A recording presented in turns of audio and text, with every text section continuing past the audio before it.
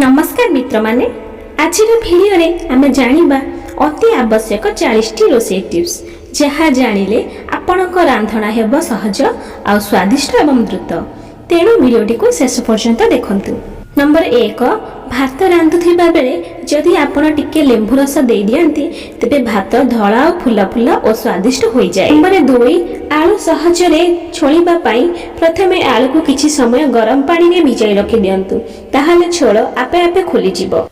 Number 3 दूध फुटुथिबा बेले पात्रर कांथरे बा पंथरे टिके घिया लगाई देले दूध सहज रे उठी बाहर को आसु नाही बा उतुरु न थाए।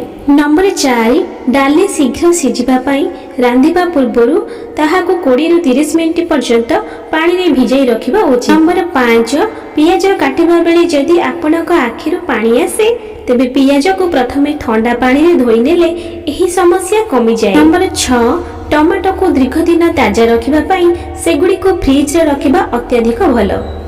नंबर 7 जदि तरकारी रे भूल रे लूण बेसी पड़ी जाए तेबे ताहार एक आलू देई देले लूण कमी जाए। 8 चाउल रे पोको न पड़ीबा पई चाउल डबारे किछि तेज पत्र रखि दियो। नंबर 9 तरकारी स्वाद बढ़ाइबा पई शेषरे टिके घी किबा बटर देले बहुत स्वादिष्ट लागे। नंबर 10 लेंबुरु अधिक रस बाहरिबा पई प्रथम लेंबु को हाथ रे हल्का गुलाई दियंतु किंबा टिके गरम कर। नंबर 11 आलू टिप्स से अधिक क्रिस्पी करबा पई कटिबा परे किछि समय पानी रे भिजाई रखिबा भलो।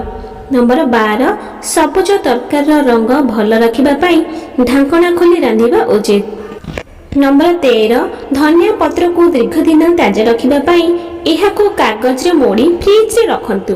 नंबर 14 सबुज लंका दीर्घ दिन भल रखिबा पई ताहार डेंफी काटी फ्रिज रे रखंतु। 15 ड्रीम सिजाइबा बेले फाटी न जिबा पई पानी रे टिके लूण देई दियंतु। नंबर 16 तरकारी तेल बेसी होई गले एक छोटा बरफ टुकुड़ा देले तेल ऊपर को आसी जाए। नंबर 17 पुरी को क्रिस्पी करिबा पई अटा रे टिके सुजी मिसाई रखंतु। नंबर 18 चपाटी को नरम करिबा पई अटा को गुलाइथिबा बेले टिके दूध मिसाई दियंतु। नंबर 19 पियाज शीघ्र भाजिबा पई भाजुथिबा बेले टिके लूण देई दियंतु। नंबर 20 रसुण छेचिबा सहज करिबा पई रसुण को टिके गरम पानी में भिजाई रखंतु।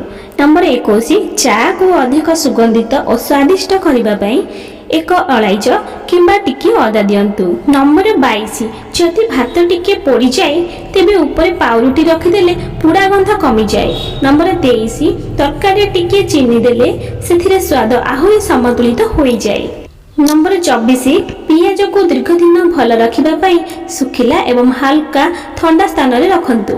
नंबर 25 आलू सहित जदि एक आपेल रखि दियंती तेबे आलू शीघ्र अंकुर हेबो नाही।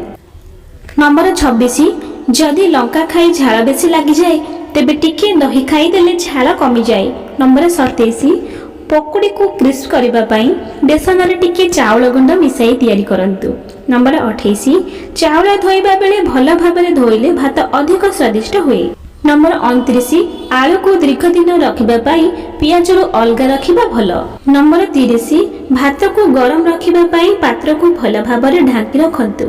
नंबर 31 तरकारी भल सुगंध पई शेषरे धनिया पत्र देबा उचित। नंबर 32 लेंबु सुखी जिबा को रोकिबा पई सेगुडी को फ्रिज रे रखंतु। 33 तरकारी रंग और स्वाद भल करिबा पई सठिक परिमाण रे हळदी व्यवहार करंतु। नंबर 34 पियाज भाजुथिबा बेले टिके चीनी देले ताहार रंग सुंदर सुनाली रहि जाए। नंबर 35 भात रे टिके घी देले भात आउरी सुगंधित होई जाए। नंबर 36 डाली रे टिके अदा किबा जीरा देले सेथिरे सुगंध आहुरी बढ़ी जाए। नंबर 37 तरकारी रांधुथिबा बेले धीरे धीरे रांधिले मसला भल भाबरे मिसी जाए। नंबर 38 चपाटी नरम रखिबा पई रांधि सारिबा परे कपड़ा रे ढाकी रखंतु।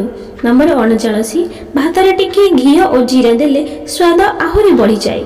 नंबर 40 सब बेले रोषेई करुथिबा बेले ताजा सामग्री व्यवहार कले खाद्य स्वादिष्ट एवं स्वास्थ्यकर होय। मित्र माने एही 40 टी रोषेई टिप्स मध्यरु आपनको सबुठारो भलो टिप्स केउंटी लागिला कमेंट रे निश्चय कहंतु।